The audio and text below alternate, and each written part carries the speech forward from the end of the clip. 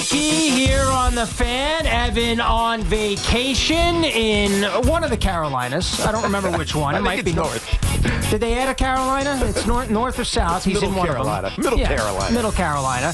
And Sean Marash is also on vacation. He's probably in a tube somewhere in Lake George tweeting about Jackson Dart, which we will get into coming up later on in the show. We'll get into the Yankees, why I think they have a Max Fried problem. Baseball realignment. Rob Manfred had a lot to say about that yesterday on the telecast between the Mets and the Mariners, the Little League game, Williamsport. And I think that's a good spot to open with the show today. First and foremost, let me just say this. The Mets are going to the postseason. So if you've made vacation plans in October, shame on you. Anybody that's given up, anybody that lives in my mentions, and I know that was a big deal last week, Tiki, when I was out on Friday enjoying my 40th birthday, which is tomorrow. I've been having a birthday month here, but it's a 40. It's a big one. Happy birthday, Tommy. Well, thank you. Tomorrow's officially, I'll give it to you. Tomorrow's my 40th birthday, so please Venmo me money. I could use it.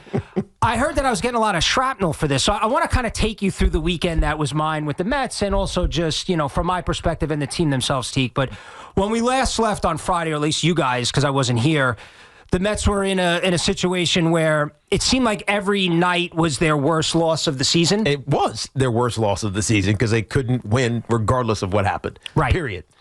And then on Friday night, as I'm sitting there splitting a tomahawk steak with my wife, medium rare, I'm an aristocrat, out of the corner of my eye, because I was trying to be a good husband. And I know you have to be a good sports talk radio host, but I think above all, I'm a human and a husband. And my wife, who doesn't understand the dynamics of sports. Right. You know what I mean? The two things she knows about sports is another football game? Are you serious? I'm like, honey, I got to watch the Citadel in Florida here. It's a very important game for my job. There's a little shekels on this one. Exactly. And also that baseball, there's so many games as well. She'll check in from now and then, but we're out in Manhattan. We got a hotel in the city. So I had like one eye on the game, and I see that Helsley's coming into the game, and I'm like, oh, okay, all right, positive, Tommy. Everything's good here. Got a lead. And obviously we know what happened on Friday night. So after that game, Tiki, I put out on social media, and I'll sort of regurgitate it here on the air, is that the Mets have a lead in every one of these games. Always.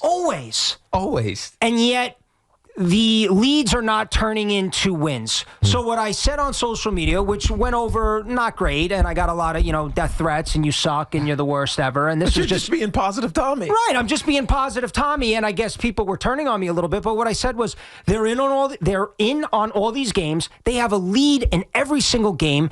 They just haven't been able to close out these baseball games. So I understand it's a results-oriented business, but you felt like they were close. You felt like if they put everything together, they would start to go on a winning streak. And all it takes is one moment.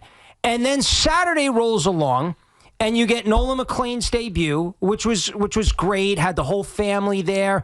And this is what I'll say real quick. He was outstanding. He was better than great. He was great, and also he feeds the pythons. Guy's got major biceps, what I appreciate. Double Wagyu steak as his pregame meal. His father was saying. So he's a dude. He's a dog, and he had the backwards sort of double play. And it was that one moment there, Tiki, where I think it was bases loaded. He got the backwards double play, and that sort of set the Mets in motion, I think, to set the tone for the rest of the weekend. Yeah, of course. I mean, look, when you have desperation, because that's what it was. That's what it has felt like for the Mets almost every night they go out to play. This is a desperate night. Somebody has to step up and be great, whether it was the one-off win that they got when Pete Alonso went 253 or 253 and 254, that one win in that swamp of losses. It just felt like somebody's got to come be the hero. And on Saturday, much anticipated and delivered to the T, Nolan McLean, it just felt better. You just felt better because maybe it was the solution that you were looking for, that you were desperate for. And then you follow it up with Clay Holmes, who everybody thought was going to crap the bed in the Little League game.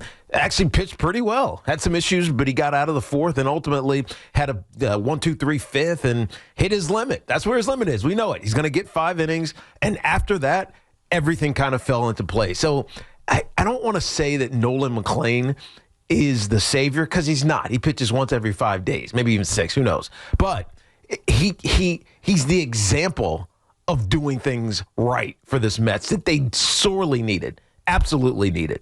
Yeah, and you brought up Clay Holmes, who, by the way, his ERA is starting to creep closer and closer to Max Fried's. More on that in a little bit. 888 Max Fried. Well, I think it's I had just want to win this wager with Sean. It's not just that. I had an answer for that thing that I said, a couple months ago, or whatever, about a couple months ago, that Clay Holmes will have a better career with the Mets than Max Fried will with the Yankees. Was it career or was it season? Both. It was season. I first said career, and then they held me to for the purpose of the bet, it's this season, Teak. But my original take was that Clay Holmes would have a better career with the Mets than Max Fried will have with the Yankees. And Holmes pitched well yesterday, and he's been up and down, but for the most part, he has pitched well. It's more about length and getting 5 innings out of him than it is about the quality of pitches. Well, that's because it's his first season as a starting pitcher. Right, exactly. He's stretched out. He's doubled the innings of his career high at this point. And 888-808-1019 is the number to call.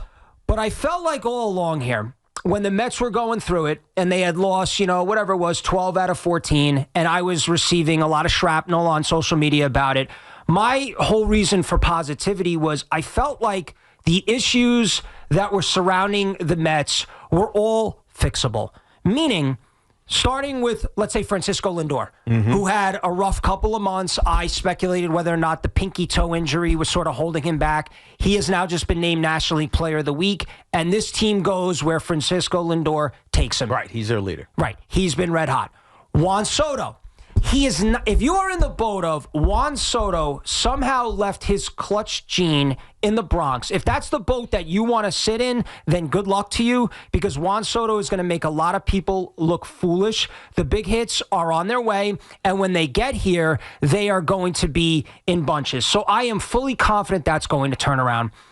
And the thing that has plagued them the most recently, the 7th, 8th inning, right? The back of the bullpen. Yeah, I think it's going to be fine, because when I look at Rogers, Helsley, and especially Diaz, it's elite back there. So I have no issue or no worry that they're not going to turn around a couple things that have plagued them throughout this week. No, look, the thing with the Mets, and we talked about this last week, Tommy, and I'm trying to remember if we got deep into the emotional side of sport, because we ended up talking so much about execution and guys doing their jobs, and this guy sucks, but this guy's great, and yada yada yada. But sport is so emotional, and for a game like baseball, which is 162 games, it is just long and grinding, and you're doing the same things over and over and over again. And if you get stuck in a rut, it's hard to get out of it, especially if there's nothing to artificially pull you out of it. Last year, the Mets kind of had a similar rut,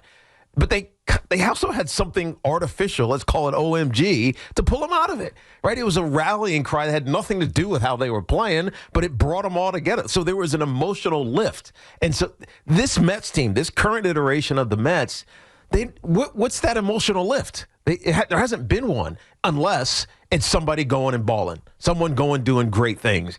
I think you got a little bit with Pete Alonso when he hit his franchise-leading home runs. You're getting it almost more consistently now from Francisco Lindor, and you got it from Nolan McLean on Saturday. So, this team doesn't have the artificial lift. The only way they're going to get it is if players go ball, period. That's what it comes down to for this Mets team. Yeah, Saturday was electric at Citi Field, and shout out to all the Met fans, because as much as I want to be positive and I want to bang the drum and I bring up the big brother stuff with the Mets, which you could see in the numbers here, they're packing the house. I got to hand it to the Met fan, because even though there's been, some frustrations over the last couple of weeks, the fans are still showing up. Right. And they're not showing up for a bobblehead or to look at Mrs. Met's fanny, which, by the way, both things are a reason to go to the ballpark. But they are showing up because I think there is still that optimism and belief, not only in this current team, but in what they are building, what Steve Cohen is building, and what David Stearns is building. And David Stearns has received a lot of flack on the air, and I think totally unfairly. When you look at the pitching, first of all, Griffin Canning, before he got hurt, was having an all-star type of season. Is he not part of the strategy that David Stearns has? Okay, he got hurt. We were there. We were at the game. That's unfortunate. Had the Achilles injury. There's nothing you could do about that. But he was pitching great. Frankie Montas, so far hasn't worked out. Not every single move is going to work out. The Rogers, the Helsley, those trades, you're talking about 2 elite relievers. And I believe that those were the right moves. They might not have worked out 100% the way you wanted to yet. But in principle, I still think it was the right move. And I never get nuts about trading prospects. Occasionally you get a PCA and a Pete Crow Armstrong. And by the way, the only thing I would have held back on that is he's got a famous mama. So not only did you trade him, you traded his mama. And obviously, if you don't know, she was the mom in Little Big League. So when I'm trading players, Teak, I like to look at prospects. I want to say, does he have a fun name like Jet Williams, which is one of the great baseball names of all time? Absolutely. And then I say, do you have a famous mama? And if you have one of those 2 things, I'd probably hold off on. Otherwise, anybody to me is expendable. That's half tongue-in-cheek. But for the most part, most prospects don't pan out. When you could add a Rogers and a Helsley and they could help you win a World Series, it's worth it every time. So I think the demise of the pitching lab is grossly exaggerated. Well, I mean, you just mentioned the Griffin Canning injury, but let's think about the guys that got hurt. So Kodai Senga gets hurt. He misses some time. Griffin Canning is done. Tyler McGill is hurt, and now he's about to come back. It looks like he's had some really good starts in AAA. And Sean Manaea missed a lot of time. Sean Manaea missed a lot of time. So this plan, which we all thought was a pretty damn good plan, kind of got derailed because of the injuries. And at the time, Tyler McGill was leading the team in strikeouts, right? He's been a strikeout machine. And so eventually he's going to come back. Kodai Senga is back. Now, he had a better start, but it's not elite like he was before his injury. But Kodai Senga is back. Sean Manaea had a decent start on Friday. It wasn't lights out. And now you throw in Nolan McLean. It's almost like you're readjusting the plan to fit what the reality is right now. And so is there reason to be optimistic? Of course.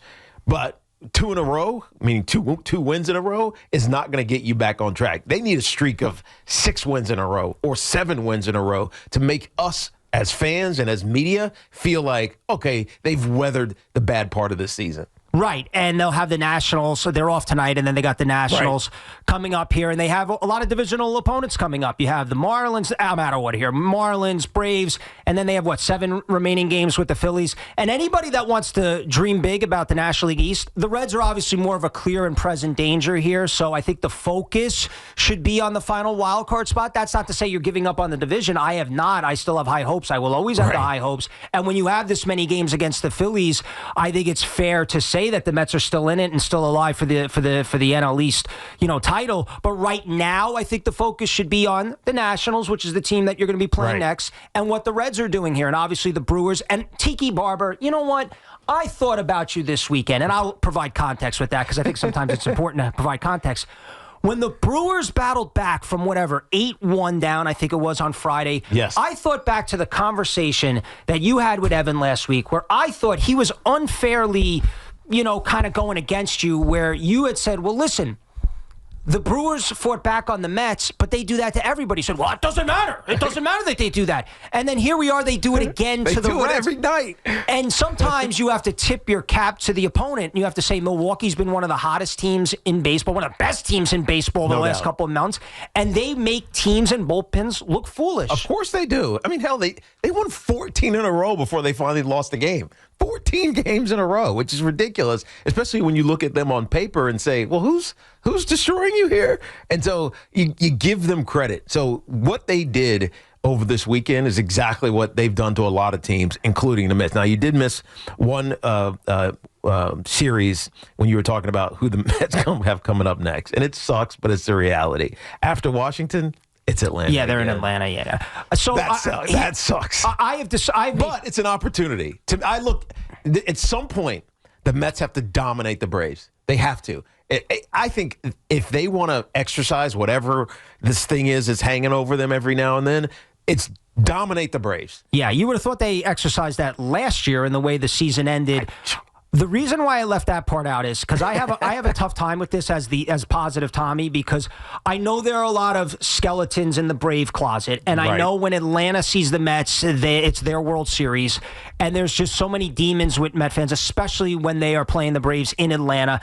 So I was kind of holding that off till we got there. But you're absolutely right. At some point you have to, and I felt this way last year too when they were battling it out, is that at some point you have to look the Braves dead in the eye and say, I'm no longer, whatever. I'm not scared of you. I'm not scared of you. I'm not afraid of the Braves. And I think as a fan base, we have to be the same way. And I think that's why I say the things I say after the game, is because, at some point, because I'll get, 50 years, they know. Well, all right, that things change. I mean, we can't just sit here and say that the Mets are always going to lose to Atlanta or they're never going to win a World Series, because if that's the case, then we're wasting our times watching these games. And otherwise, they're just an escape so you don't have to do the laundry or mow the lawn. But, so at some point, you have to hold out the faith that the team is going to turn it around. And I just felt like all along in these games, okay, they were blowing leads, but all it took was one moment, one opportunity, one game, one series, and if they could get themselves back on track, back in their winning waves, get a little momentum, all of a sudden they could take off. And I really feel like that's what happened this past weekend against Seattle. So they are going to the postseason. I've said that all year long. The NL East is absolutely still in play. You take it one step at a time here. But I think the paranoia, or not the paranoia, but the reaction to all these losses, as frustrating as it was, I always knew and always felt comfortable that they would turn it around because Lindor would get hot. Soto's going to hit with runners in scoring position. And yes, David Stearns has built an elite bullpen that will show itself to be elite at some point here down the stretch. Yeah, but it was just hard to watch August. It was so many losses in a row. 4 wins in August. It's the 17th, 18th. And there's only had 4 wins in August. That's how rough it's been. Yeah, I mean, I get that. And I think that in some ways last year, and you kind of touched upon that as far as whether it was, Seymour Wiener, whether it was the Rally Pimp and Pimpin' Ain't Easy, whether it was Grimace, whether it was Hoctua. My Bubba the Hoctua girl, or I don't know, Positive Tommy. There was so much OMG. There was a lot of fun. It was a dog and pony show. It was a lot of shtick, which I can appreciate. Mm-hmm. But at the end of the day, it was also the team. You know what I mean? Above all, like the shtick and all the bells and whistles was more for the fans to kind of rally around. Yeah, but I feel like the players had the same thing though. Like they were all bought in on the Iglesias OMG.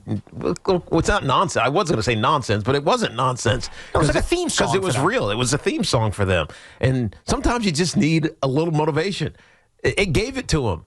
They're not going to have that this year. The only way they're going to get it done is to what you're alluding to, Tommy, by balling, by playing, by being great when you're asked to be so. And over the last 2 games, it's felt more like that. 888-808-1019 is the number to call. Evan and Tiki here. Evan and Sean on vacation. So, Tommy, Tiki, we got you all week long. We will get to the Yankees later on in the show. Why I believe they being the Yankees, a Max Fried problem. Expansion coming to baseball. Rob Manfred had a lot to say about that last night. And, of course, Giants, Jets, the Snoopy Bowl, which I forgot they even called it the Snoopy Bowl. That's been brought to my attention that they still call it the Snoopy Bowl. We will get into that, all the hype surrounding Jackson Dart, the Jets' offense, if you want to even call it that, maybe offensive at this point. We will discuss that. A lot to get into. We got you till 6:30 here on The Fan.